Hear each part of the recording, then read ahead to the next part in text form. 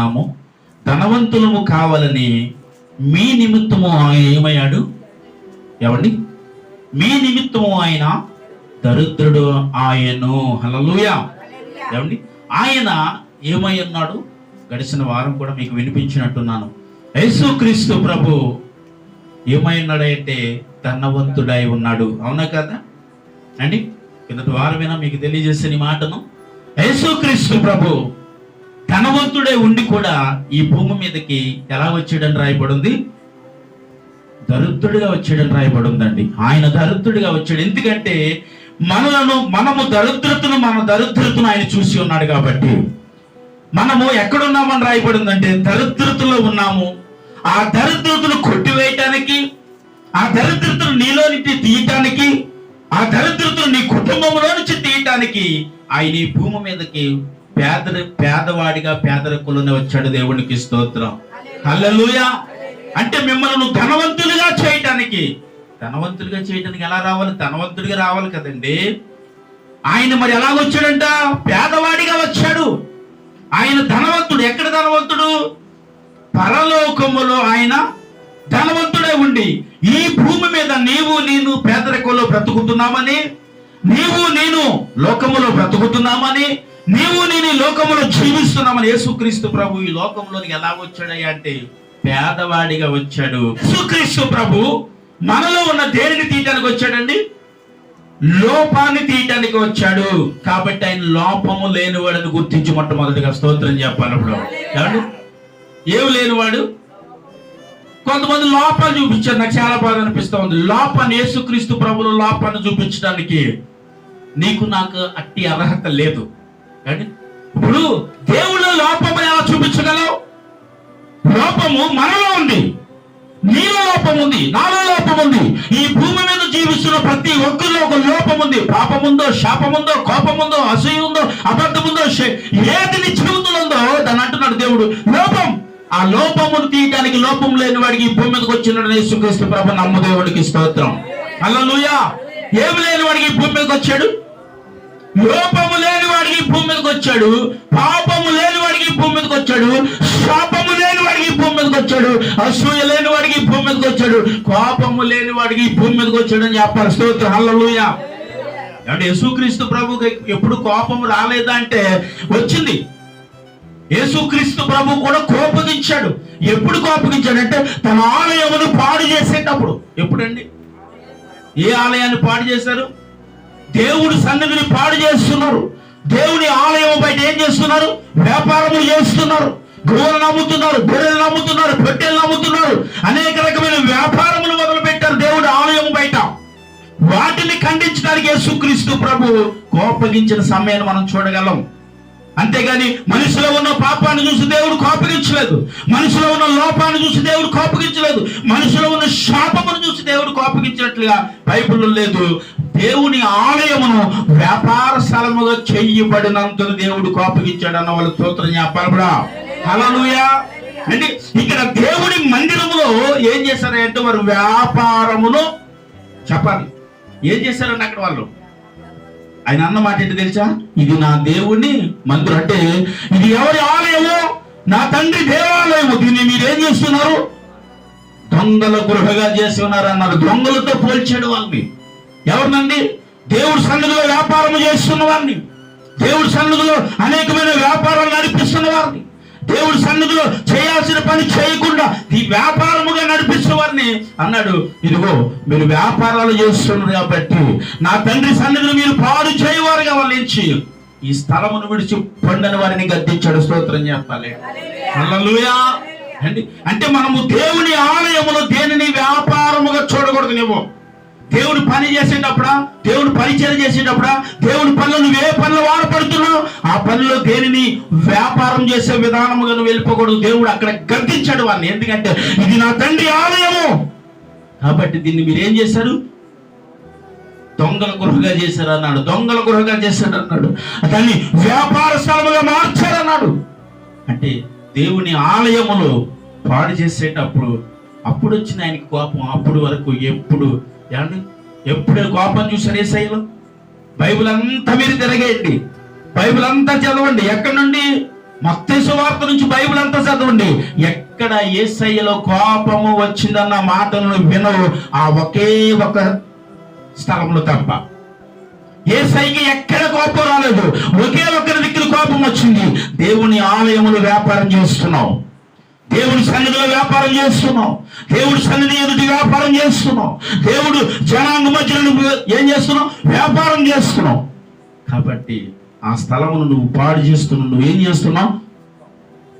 ఆ సమయంలో దేవుడు కోపగించాడు, కానీ మరి ఎప్పుడు దేవుడు ఎవరిని కోపగించినట్లుగా మనం చూడలేదు. కోపము వచ్చిన ఒకవేళ మనం అనుకోవచ్చు, యేసుక్రీస్తు ప్రభుని కొట్టేటప్పుడు కోపం రాలేదండి. వచ్చిందా అమ్మ? వచ్చిందా? యేసైనా కొరడాలతో ఎన్ని కొరడాల దెబ్బలు కొట్టారు? 39 కొరడా దెబ్బలు కొట్టారండి.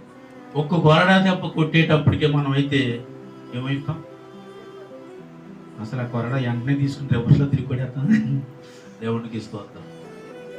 39 కొరడా దెబ్బలు కొట్టేటప్పుడు కూడా ఒక్క సమయంలో కూడా ఆయన కోపం రాలేదు.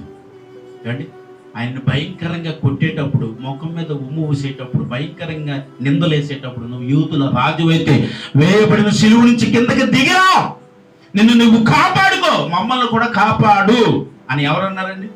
ఎడమ వైపు ఉన్నవాడు అన్నాడా లేదా? యేసుక్రీస్తు ప్రభు సిలువేశారండి. సిలువేసేటప్పుడు కూడా కోపం లేదు, మేకులు కొట్టేటప్పుడు కోపం లేదు. ఆయనకి ఎప్పుడు కోపం లేదు. ఎప్పుడు కోపం వచ్చిందంటే దేవుడి ఆలయాన్ని పాడు చేసేటప్పుడు, దేవుడి సంఘంలో ఒక వ్యక్తిని పాడు చేసేటప్పుడు, దేవుడి సంఘంలో నీతిగా యథార్థంగా బ్రతుకుతున్న ఒక వ్యక్తి పాడైపోతూ వస్తుంది కోపం ఆయనకి. అప్పటి వరకు యేసయ్యలో కోపం లేదండి. సిలువేయబడిన తర్వాత యేసుక్రీస్తు ప్రభువుని అటువైపు ఇటువైపు అన్న వాళ్ళు అంటారు. ఇప్పుడు సిలువేసేటప్పుడు ఎవరి మధ్యన సిలువేయబడ్డాడండి? ఇద్దరు దొంగలు. అంటే వారెవరయ్యా అంటే బండిపోటు దొంగలు.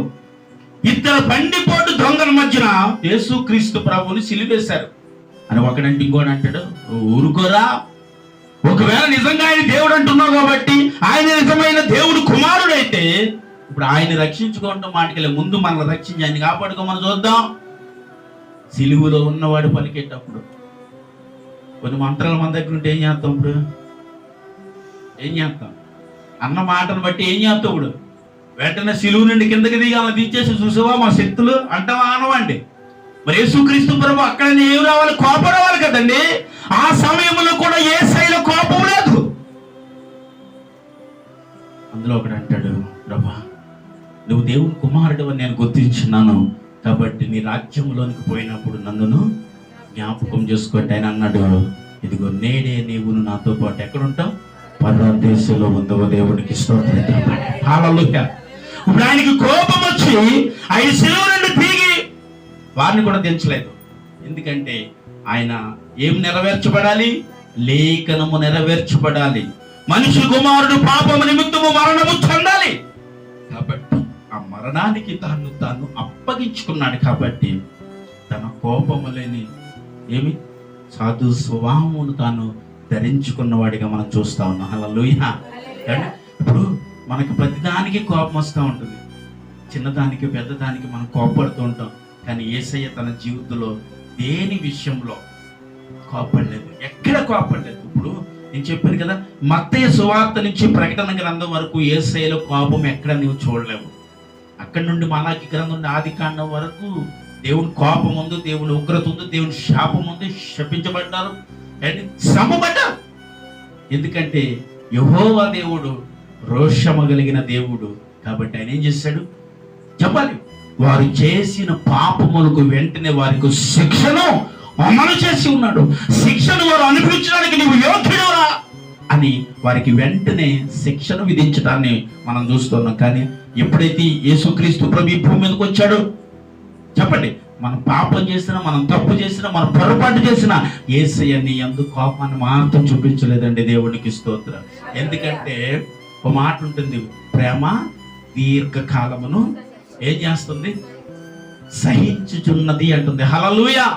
అంటే కోపము, ఇప్పుడు ప్రేమ ఉన్నవాడు దీర్ఘకాలం అంటే ఎప్పుడు ఒక మనిషిని ఏం చేస్తాడు చెప్పాలండి?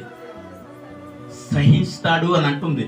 కొంతమంది మనం అంటాం, నా వల్ల కాదండి, నేను ఇంక సహించలేనండి, దీన్ని ఇంక నేను సహించలేనండి, నేను ఇడాకులు ఇచ్చేస్తానండి, వెళ్ళిపోతానండి అంటావా? ఎందుకని? ఏమొచ్చింది వీరికి? కోపం వచ్చింది. మరి ఇక్కడ వాక్యం అంటుంది ప్రేమ దీర్ఘకాలమును. అంటే నీలో క్రైస్తవ ప్రేమ అనగా యేసుక్రీస్తు ప్రేమ నిజముగా నీలో ఉంటే నువ్వేం చేయాలి ఇప్పుడు? చెప్పండి సార్. సహించాలి. దేనిని సహించాలి? నీ కుటుంబ భారాన్ని సహించాలి. నీ భార్య ఎలాంటిదైనా నువ్వు సహించాలి. నీ భర్త ఎలాంటి వాడైనా నువ్వు సహించాలి. నీ బిడ్డలు ఎలాంటి వాడైనా నీవు. యేసుక్రీస్తు ప్రభు సహించాడు నిన్ను బట్టి. యేసుక్రీస్తు ప్రభు ఏం చేశాడంటే ఎలాంటి పాపమునైనా తప్పునైనా సహించి ప్రేమతో జయించాడు అన్న స్తోత్రం చెప్పండి. హల్లెలూయా. దేనితో జయించాడు? ప్రేమతో జయించాడండి. యేసుక్రీస్తు ప్రభు భూమి మీదకు వచ్చి తను ప్రేమ స్వరూపిగా మారి తన ప్రేమను బట్టి ఏం చేశాడండి? చెప్పాలి. నిన్ను నన్ను సంపాదించుకున్నాడు. మరణాన్ని జయించి తిరిగి లేచాడు. దేవునికి స్తోత్రం. హల్లెలూయా. ఎవరిని ప్రేమించి భూమి మీదకి వచ్చాడంటే యేసుక్రీస్తు ప్రభు మనలను ప్రేమించి. ఇప్పుడు నేను అడుగుతున్నాను, మనల్ని పరిశుద్ధులమని ప్రేమించాడా? నీతిమంతులమని ప్రేమించాడా దేవుడు? మనము యథార్థవంతులమని దేవుడు ప్రేమించాడా? మనము పాపము చేయలేని వారు మన దేవుడు ప్రేమించాడా? శాపములో లేని వారు మన దేవుడు ప్రేమించాడా? పాపము చేసిన వారు మన దేవుడు క్షమించాడు, ప్రేమించాడు. అండి, శాపములో ఉన్నావని నిన్ను ప్రేమించాడు. ఏం చేశాడు? సహించాడు. నువ్వు ఈ లోకములో బ్రతికి అనేకమైన పాపములో పడిపోతున్నా తానుకున్న ప్రేమను బట్టి అనగా దీర్ఘశాంతమును బట్టి యేసయ్య నిన్ను నన్ను ఏం చేశాడు? ప్రేమించి సహించాడు అన్నవాడు స్తోత్రం చెప్పండి. హల్లెలూయా. ఏం చేశాడండి? దేవుడు నిన్ను నన్ను సహించాడు కాబట్టి ఆయన ప్రేమించి భూమి మీదకి వచ్చాడు. స్తోత్రం చెప్పాలి. హల్లెలూయా. ఏమండి, ఒక మనిషిని సహించాలి ఎప్పుడో తెలుసా? ప్రేమించినప్పుడు. అంటే నేను అన్నాను యేసయ్య నిన్ను నన్ను ఏం చేశాడు? ఇప్పుడు ప్రేమించాడండి. నిన్ను నన్ను యేసయ్య ప్రేమించాడు కాబట్టి నీలో ఉన్న నాలో ఉన్న పాపమును శాపమును ఆయన సహించాడంత. దేవుడికి స్తోత్రం. హల్లెలూయా. ఎందుకు ప్రేమించాడంటే నేను అంటున్నాను మనము తన చేతులతో తయారు చేయబడిన వారము కాబట్టి ప్రేమించాడు. స్తోత్రం చెప్పండి. హల్లెలూయా. ఏమండి, తన చేతులతో తయారు చేయబడిన వారము కాబట్టి దేవుడు నిన్ను నన్ను సహించి ప్రేమించి ఏం చేశాడండి? ఈ భూమి మీదకి మానవ అవతారమును ధరించి ఈ భూమి మీదకి వచ్చాడంటే దేవుడికి స్తోత్రం. హల్లెలూయా. కాబట్టి ఈ భూమి మీద ఉన్న నిన్ను నన్ను దేవుడు ప్రేమించాడు కాబట్టి ధనవంతులుగా చేయాలని ఆశపడ్డాడు. స్తోత్రం చెప్పాలి. ఏం చేయాలనుకున్నాడు? ధనవంతులుగా చేయాలి. తన బిడ్డలు దరిద్రతలో బతకూడదు అనుకున్నాడు. ఎక్కడ? దరిద్రతలో బతకూడదు, లేమిలో బతకూడదు. ఎక్కడ బతకూడదు? లేమిలో బతకూడదు, పేదరికలో బ్రతకూడదు. వారి బిడ్డలు ఒక ఉన్నతమైన స్థానంలో బ్రతకాలి, ఒక ఉన్నతమైన స్థితిలో బ్రతకాలి అని దేవుడు ఉద్దేశించి ఉన్నాడు. కాబట్టి ఈ భూమి మీద పేదరికాన్ని కూడా అనుభవించడానికి ఆయన ఈ భూమి మీదకి పేదవాడిగానే వచ్చాడన్న వాళ్ళ స్తోత్రం చెప్పండి. హల్లెలూయా. ఏమండి, ఈ భూమి మీదకి వచ్చాడు, నిన్ను నన్ను ప్రేమించాడు కాబట్టి సహించి మన కొరకు ఈ భూమి మీదకి వాక్య రూపంలో వచ్చాడు. స్తోత్రం చెప్పాలి. వాక్య రూపంలో వచ్చాడు. ఆయన శరీరధారిగా కూడా ఈ భూమి మీదకి వచ్చాడు. ఇప్పుడు ఆయన వెళ్ళిపోయిన తర్వాత మనం బోధించిన బోధ ఏంటంటే వాక్యము రూపంలో యేసయ్య ఎక్కడ ఉన్నాడు? ఈరోజు చెప్పండి, మన మధ్యన అనగా పరిశుద్ధాత్ముడిగా ఆయన ఈ రోజు మన మధ్యన సంచరిస్తూ నిన్ను నన్ను ఇంకా ప్రేమిస్తూనే నిన్ను నన్ను భారంతో అయినా మోస్తూనే ఉన్నాడు. ఆ రోజు శిలువ మీద మోయటమే కాదు, ఆ రోజు శిలువ మీద నిన్ను నన్ను సహించటం కాదు, ఆ రోజు శిలువ మీద నీలో ఉన్న నాలో ఉన్న ప్రేమను చూసాను రావటం కాదు, ఈ రోజు కూడా నీ పాపమును తీసుకువెళ్ళిన అనేక మారు నువ్వు పాపము చేయబడుతున్నా, తప్పు చేయబడుతున్నా, వ్యతిరేకంగా ప్రవర్తిస్తున్నా నీ ప్రవర్తన చూసి తనకి ఇంకనూ నీ మీద కోపము లేదండి. కోపము లేకుండానే ఆయన నిన్నేం చేస్తున్నాడు? సహిస్తూనే ఉన్నాడు. అందుని బట్టి ప్రతిరోజు దేవుడు వాక్యము చేత నేనేం చేస్తున్నాడు?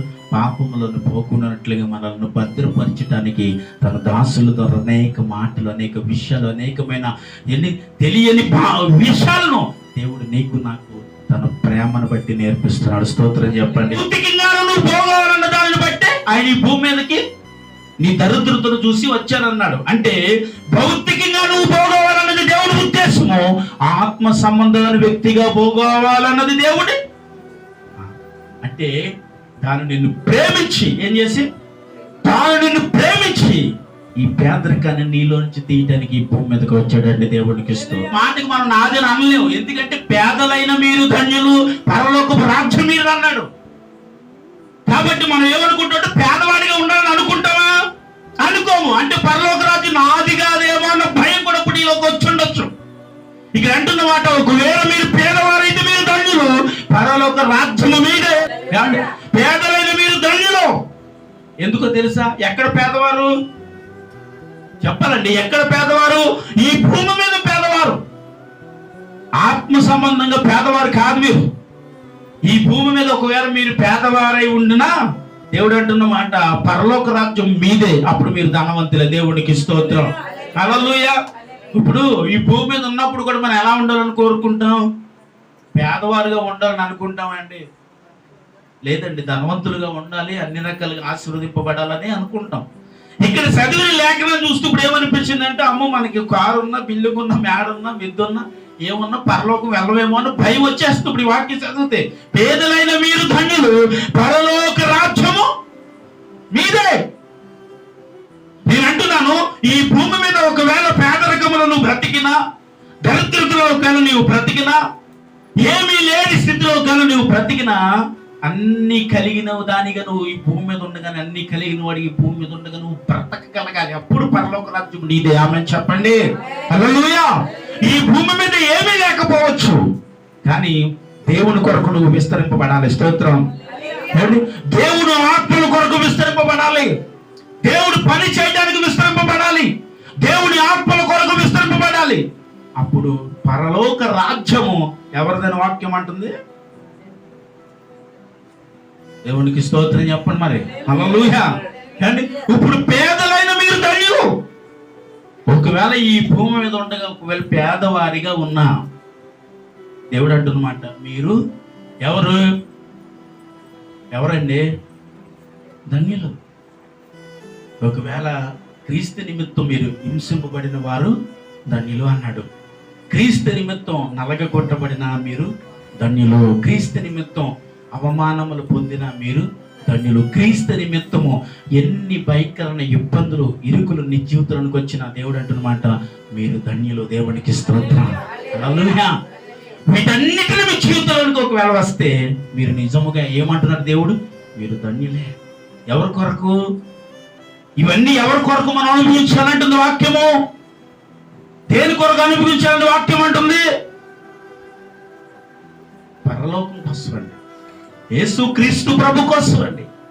యేసు క్రీస్తు ప్రభు కొరకు ఒకవేళ వీటిని నీ జీవితంలో అనుభవిస్తే ఆయన అంటున్నాడు, నీవు ధన్యుడివే, నీవు ధన్యురాలివని వాక్యము సెలవిస్తా ఉంది. హల్లెలూయా.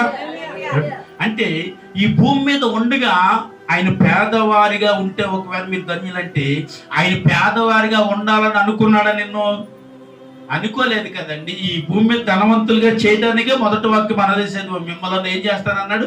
ధనవంతులుగా చేయడానికి ఇక్కడికి ఎలా వచ్చాను? దరిద్రుడిగా వచ్చాను అన్నాడు. దేవునికి స్తోత్రం. హల్లెలూయా. అంటే ఒక మనిషి అనగా ఒక క్రైస్తవుడు లేకపోతే ఒక క్రైస్తవరాలు భౌతికంగానే ఎలా ఉండాలి చెప్పాలండి? భౌతికంగా ఎలా ఉండాలి? క్రీస్తులో ఎదగాలి, ఆత్మ సంబంధంలోని క్రీస్తులో బ్రతకాలి, భౌతికంగానే క్రీస్తులో ఆశీర్వదింపబడాలి. ఏంటి అంటే భౌతికంగాను పర సంబంధమైన వ్యక్తిగా కూడా రెండు విధాలుగా నువ్వు ఎలా ఉండాలంటే ఒక ఆశీర్వాదకరమైన వ్యక్తిగా దేవుడికి కనిపించాలని ఉద్దేశించాడు. అందుకే నీ భూమి మీదకి వచ్చి అంటున్నాడు, నిన్ను ధనవంతుడిగా చేయాలనుకుంటున్నాను. నువ్వు ధనవంతుడిగా చేయగలిగినప్పుడు, నువ్వు ధనవంతుడిగా మార్చబడినప్పుడు ఆయన నిన్ను బట్టి ఆనందించేవాడిగానే క్రీస్తు ఇక్కడ కనిపిస్తున్నాడు. నువ్వు ధనవంతురాలు కాబట్టి నువ్వు పరలోకం రావద్దని దేవుడు అనలేదు. ఈ భూమి మీద ఎలా ఉన్నావు కాబట్టి నీకు పరలోక రాజ్యం చూడట్లేదని అనలేదు దేవుడు. ఈ భూమి మీద నువ్వు ఎలా బ్రతికో చూసి దానిని బట్టి అంటున్నాడు, నీవు చెప్పాలి పరలోకములోనికి రావటానికి యోగ్యతను చూపిస్తున్నాడు.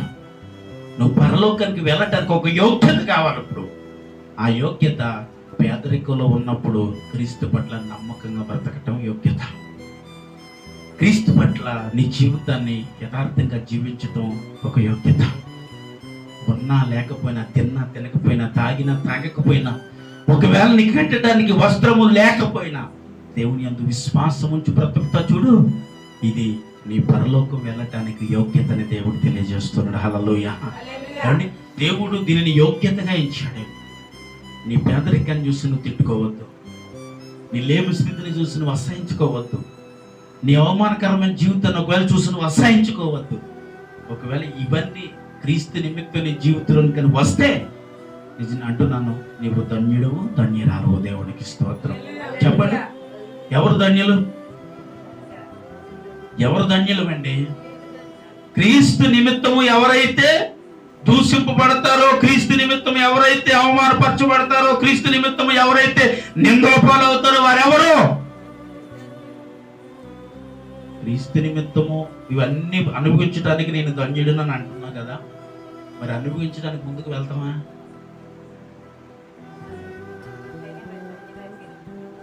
వెళ్ళగలుగుతున్నామా అండి? ఇవన్నీ మన జీవితంలోకి ఎక్కడికి వస్తాయో, ఎలా వచ్చేస్తాయని భయం వేసి వెళ్ళేదండి. నేను క్రీస్తు నమ్ముకోలేదండి, దేవుణ్ణి నమ్ముకోలేదండి, ఏం చేస్తాం? ఆ అవమానాలు నీ జీవితంలోకి రాకుండా ఉండాలి అంటే నువ్వేం చేయాలి? అసలు దేవుడిని నమ్ముకోలేదని చెప్తే గొడవే ఉండదు, అంతేనండి మామగారు?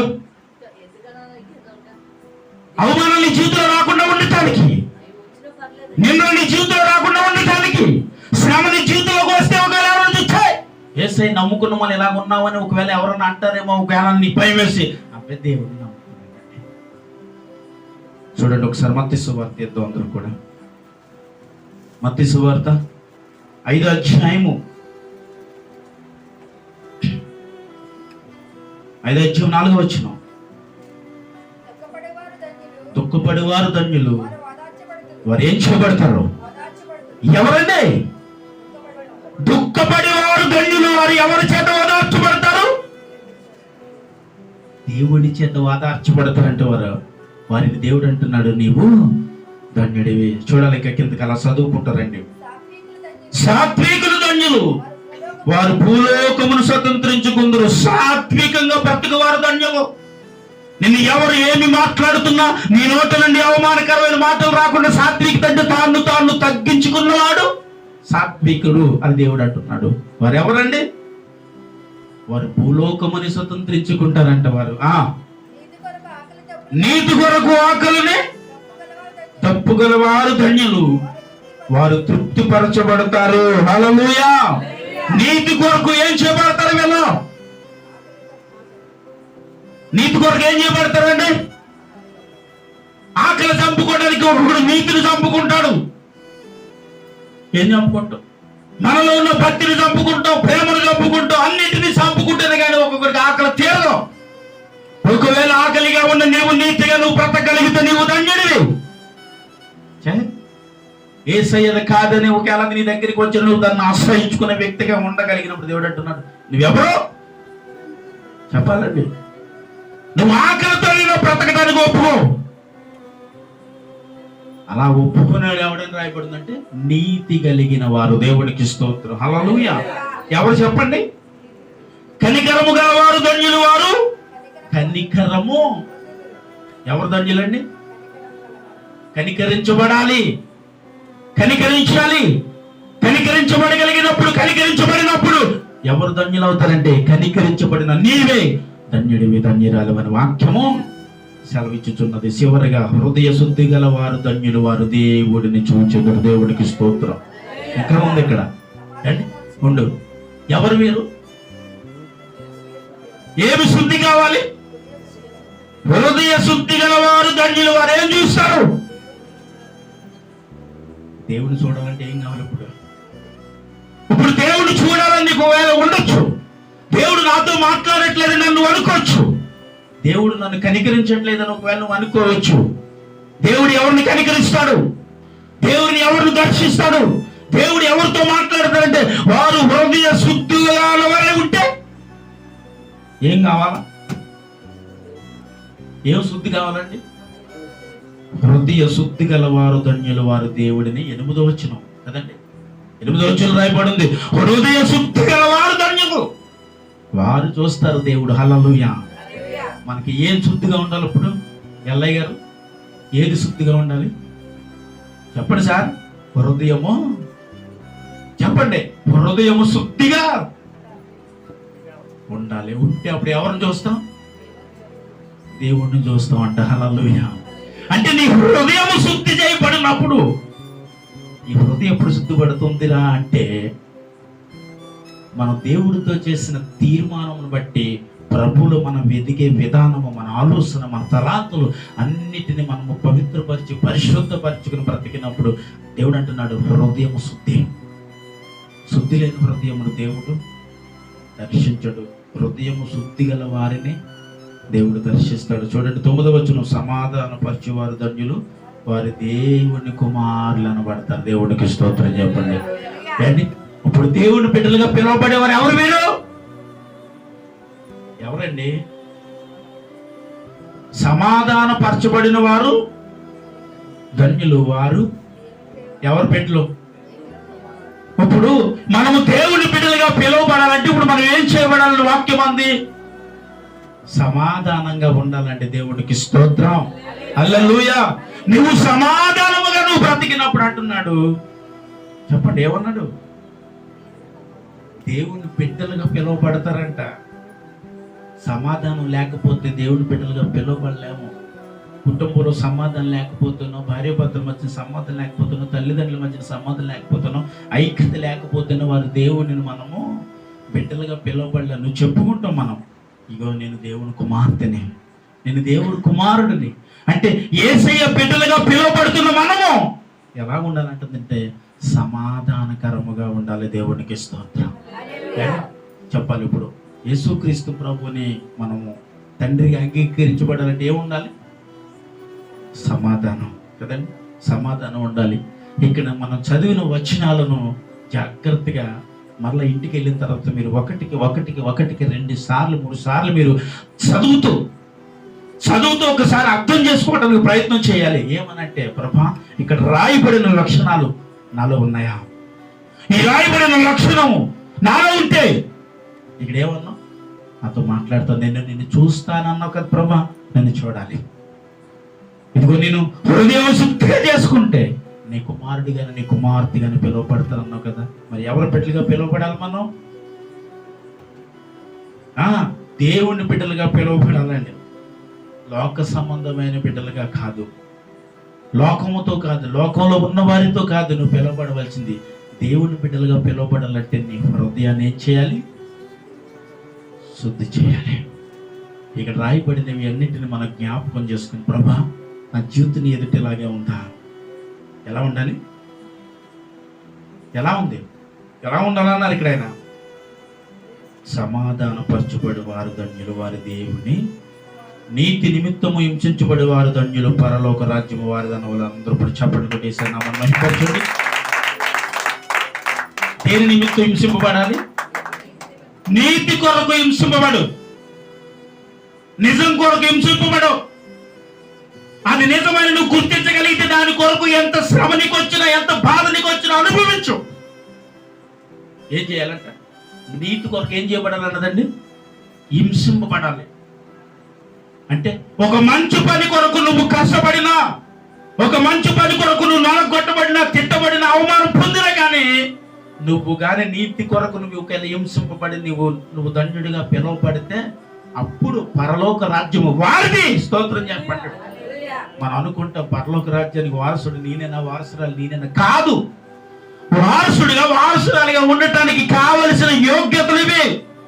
అంటే నీలో లోపము లేనివి. ఇవి నీలో ఉంటే నీలో లోపం లేదు. ఏం లేదండి. ఈ లోపాలని దేవుడు ఎత్తుకుతూ వచ్చాడు. ఇవి లోపాలు కాదండి. ఏంటివి? లోపము లేని బ్రతుకు క్రీస్తు ఎదుట కనిపించినట్లుగా ఉండటానికి దేవునికి స్తోత్రం. అంటే ఇందులో రాయబడినవి నీలో లోపం అంటుంది. నీతి నిమిత్తము ఒకవేళ నువ్వు హింసింపబడితే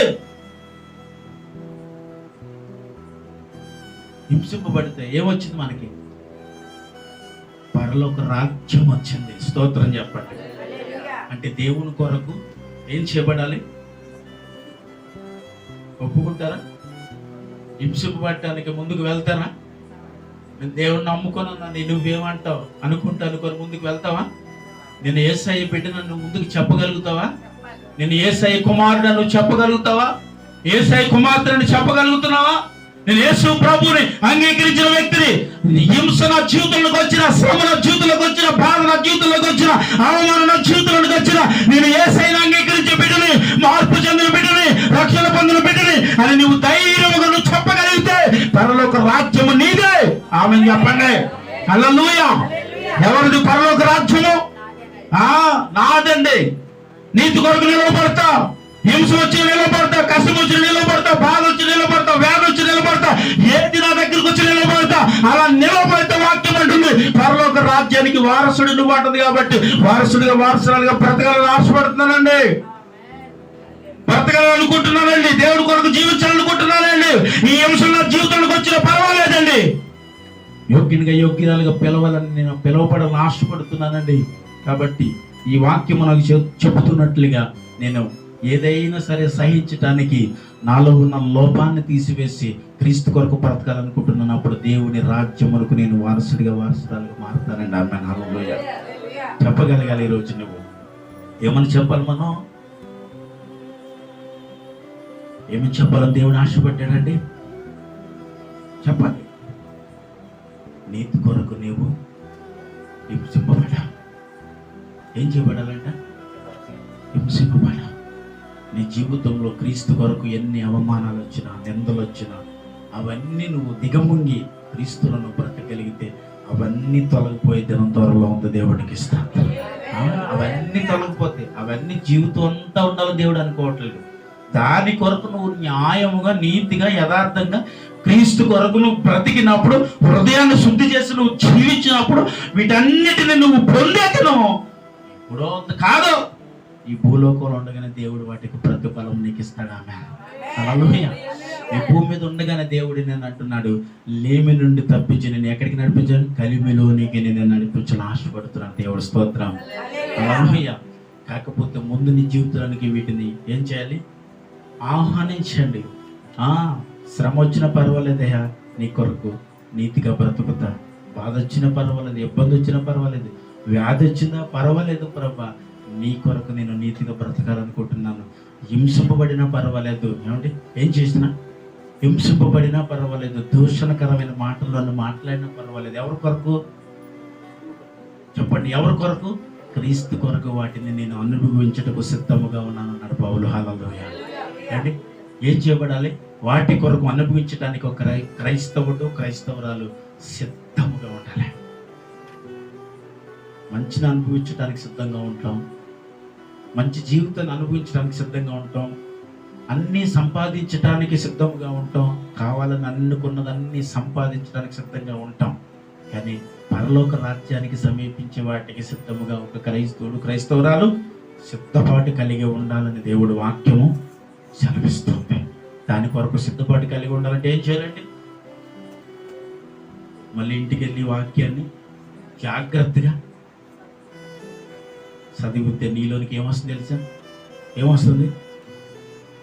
విశ్వాసము వస్తుంది. ఒక వాక్యం మాట్లాడుతుంది, వినటం వల్ల ఏమొస్తుంది? చూడటం వల్ల కాదు, వినటం వల్ల వస్తుందట విశ్వాసం. వినాలి. దేవుడి మాటలు మనం వింటూ ఉన్నప్పుడే మనలో విశ్వాసములోనికి నిన్ను నడిపిస్తుంది. లేకపోతే మనం విశ్వాసంలోనికి నడవలేం. ఒక మనిషి అవిశ్వాసంలోనికి వెళ్ళిపోయినప్పుడు బలపరచాలంటే ఏం చేయాలండి? కొన్ని విశ్వాసపు మాటలు వారికి చెప్పగలిగినప్పుడు వారు మళ్ళా విశ్వాసంలోనికి వెళ్ళగలరు. ఎందుకంటే వాళ్ళు వినటం వల్ల విశ్వాసము కలుగుతుంది. ఒక మనిషికి విశ్వాసం కలగాలంటే దేవుని వాక్యమును మనం చదవాలి, వాక్యానుసారంగా జీవించాలి, వాక్యానుసారంగా ఎదగాలి, వాక్యానుసారంగా బ్రతకాలి. వాక్యానుసారంగా నువ్వు జీవించగలిగినప్పుడు వాక్యం అంటుంది నీవు పరలోక రాజ్యమునకు ఎవరండి వారసులు? చెప్పాలి, మీరు చేతులు చెప్పాలి, నేనండి పరలోక రాజ్యానికి వారసుగా. ఆమేన్. హల్లెలూయా. దేవుడి రాజ్యమునకు వారసుడిగా బ్రతకాలంటే వీటన్నిటిని నా జీవితంలోకి వచ్చిన పర్వాలేదు, క్రీస్తు రాజ్యానికి మారుతాం. నేను వారసుడిగా, వారసురాలుగా అనుకుంటున్నారా? అలా బ్రతకాలనుకుంటే అందరూ మోకరించండి. మీ కుడి చేయిల పైకి పెట్టి మోకరించండి అందరూ.